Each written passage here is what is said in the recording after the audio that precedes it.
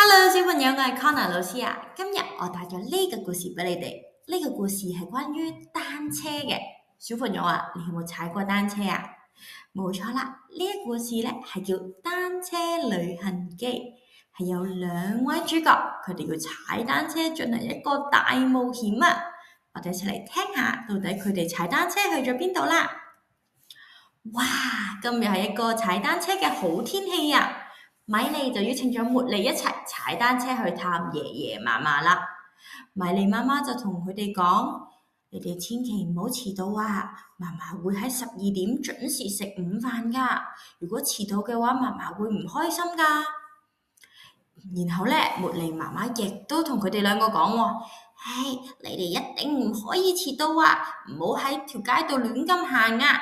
要即刻去到嫲嫲屋企啊！然後佢哋兩個一齊話：我哋一定會準時到㗎。茉莉同媽媽同媽媽保證完之後咧，佢哋就出發咯。一開始佢哋踩啊踩，踩啊踩，踩得好輕鬆㗎。但係慢慢平路變咗向上嘅斜坡啦，慢慢就越嚟越難踩啦，而且好攰啊！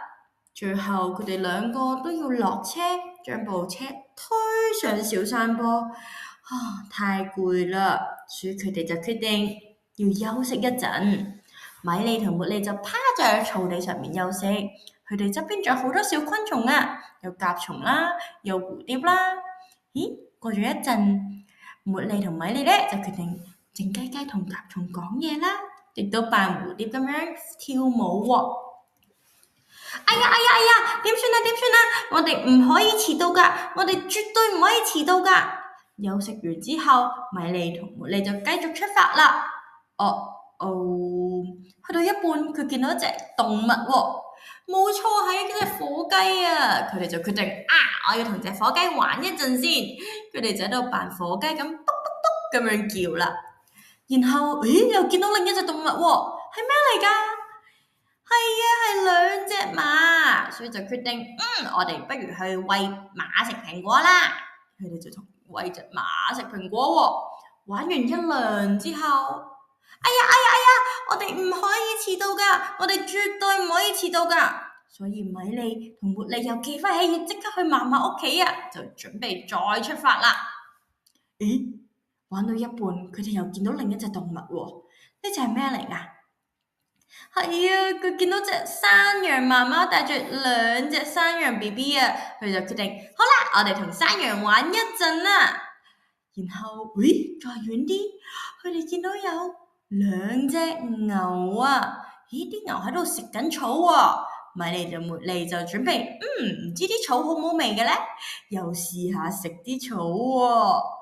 佢哋係咪唔記得咗啲嘢啊？佢哋要趕住去邊度啊？哎呀！我哋唔可以遲到㗎，我哋絕對唔可以遲到㗎。米莉啊，茉莉就諗起係要去嫲嫲屋企喎，所以佢哋就即刻又出發啦。佢哋踩啊踩，踩啊踩，踩得越嚟越輕鬆，冇之前咁辛苦啦。所以咧，佢哋就踩快啊，快啲！然後去到一半，佢哋見到一個公園啊，佢就話：不如我哋兩個去玩一陣啦。但係有冇時間啊？冇時間啦，12點就嚟到啦，要快啲啊！茉莉同米莉，哎呀，我哋唔可以遲到㗎，絕對唔可以遲到啊！踩快啲啊！佢哋踩啊踩，踩啊踩，越踩越快，越踩越快。佢哋見到一個人喺間麵包店前面啊！攞住麵包嗰個係邊個嚟㗎？佢哋見到爺爺喺度曬緊太陽，而且仲攬住咗中午要食嘅新鮮麵包添。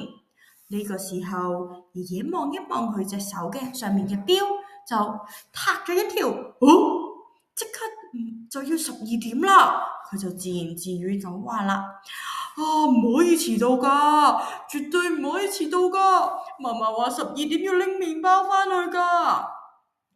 到最後，佢哋都冇遲到啊！就喺12點嘅鐘聲叮咚咚響嘅時候，米莉、茉莉就行咗去嫲嫲屋企，而且爺爺都抱住個麵包到屋企啦。好啦，今日個故事就去到呢度啦。小朋友啊，你中唔中意踩單車呢？好啦，我哋下次再見啦，拜拜。